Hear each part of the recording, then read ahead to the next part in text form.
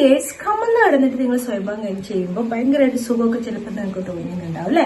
ശരിക്കും ഒരു ലൈംഗികത്തിൽ ഏർപ്പെടുന്ന ഒരു സുഖം കൂടുതൽ പ്രഷറൊക്കെ ഉപയോഗിച്ച് ചെയ്യുമ്പോൾ കൂടുതലായിട്ട് ഒരു സ്വയംഭോഗ സുഖമൊക്കെ കിട്ടും. എന്നാൽ ഇങ്ങനെ ചെയ്യുന്നവരാണ് നിങ്ങളെങ്കിൽ നിങ്ങൾക്ക് വരാൻ പോകുന്ന പ്രശ്നങ്ങൾ എന്തായിരിക്കും? നിങ്ങളുടെ ലിംഗം വരെ ഉദ്ധരിക്കാനുള്ള ചാൻസ് കുറയാന്ന് പറഞ്ഞാൽ നിങ്ങൾ വിശ്വസിക്കും. അപ്പോൾ എന്തൊക്കെ പ്രശ്നങ്ങൾ ഉണ്ടാകാം? അപ്പൊ ഈ പ്രശ്നം എങ്ങനെ മാറ്റിയെടുക്കാം, അല്ലെങ്കിൽ നിങ്ങൾക്ക് ഈ സ്വഭാവം എങ്ങനെ മാറ്റിയെടുക്കാം എന്നൊക്കെയാണ് ഈ വീഡിയോ പറയുന്നത്. അതിനു മുമ്പ് കൂടുതൽ നേരമൊക്കെ നിങ്ങളുടെ ലിംഗം ഉദ്ധരിക്കാൻ സഹായിക്കുന്ന വളരെ സേഫ് ആയിട്ടുള്ള നോൺ അഡിറ്റീവ്സ് ഇല്ലാത്ത വളരെ സേഫ് ആയിട്ടുള്ള ഒരു പ്രൊഡക്റ്റ് പരിചയപ്പെടുത്താം. മാൻഷുവറിന്റെ പ്രൊലോങ് സപ്ലിമെന്റ്. നിങ്ങളുടെ ലൈംഗികത്തിന്റെ ഡ്യൂറേഷൻ കൂട്ടുക മാത്രമല്ല വളരെയധികം സാറ്റിസ്ഫാക്ഷൻ കിട്ടാനും സഹായിക്കുന്നുണ്ട്. GMB, ISO, FSSAI സർട്ടിഫൈഡ് എല്ലാം ഉണ്ട്. ഇത് ആണുങ്ങൾക്ക് വേണ്ടി മാത്രമുള്ള പ്രൊഡക്റ്റ് ആണ് കേട്ടോ. വെൽ ക്വാളിറ്റി ആയിട്ടുള്ള പ്രൊഡക്റ്റ് ആണ്. Honey goat weed, maca root, ginseng, kaunch beej, safed musli, ashwagandha, shilajit, ഇങ്ങനെ ഒട്ടേറെ ഒരുപാട് ഇൻഗ്രീഡിയൻസ് അടങ്ങിയിട്ടുള്ളതാണ് കേട്ടോ. ഇത് പലർക്കും പല കാരണങ്ങൾ കൊണ്ടായിരിക്കും അല്ലെ പെട്ടെന്ന് തന്നെ ശുക്ലമൊക്കെ പോകുന്നത്. ചിലർക്ക് ടെൻഷൻ കൊണ്ട്, മാനസികമായ കാരണങ്ങൾ, ശാരീരികപരമായിട്ടുള്ള കാര്യങ്ങളുണ്ട്. അപ്പൊ നിങ്ങൾക്ക് ഇതിന് രണ്ടിന് നിങ്ങൾക്ക് ഈ പ്രൊഡക്റ്റ് നിങ്ങൾക്ക് യൂസ് ആവുന്നത് ശാരീരികപരമായിട്ടുള്ള മാനസികമായിട്ടുള്ള സ്ട്രെസ് സ്ട്രെയിനൊക്കെ കുറയ്ക്കാനും സഹായിക്കുന്നുണ്ട്.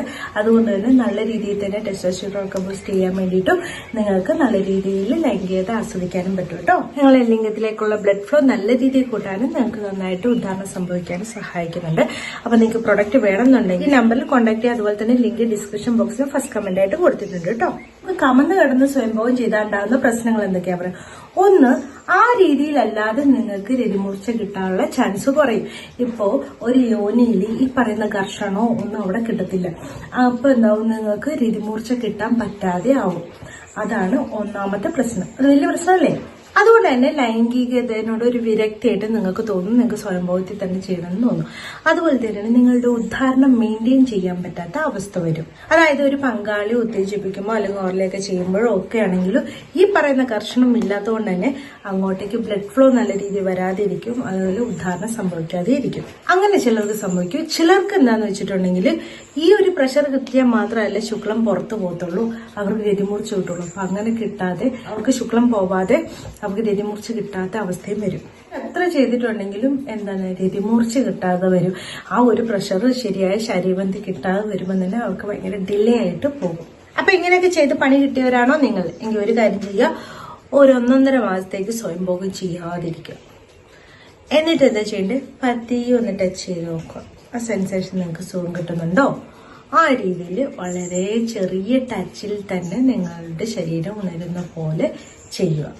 അങ്ങനെ അങ്ങനെ അങ്ങനെ അങ്ങനെ അങ്ങനെ മാറ്റിയെടുക്കണം.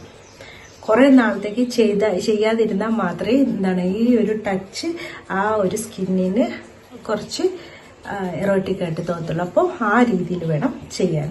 എന്നിട്ട് വളരെ പതിയെ ചെയ്തു തുടങ്ങും. വളരെ സ്ലോ ആയിട്ടുള്ള ടച്ചിൽ വളരെയധികം ഘർഷണം കൊടുക്കാതെ ചെയ്യുക. ഓക്കെ, ഇത്രയേ ഉള്ളൂ. Thanks for watching my videos. Next time with a new topic. By.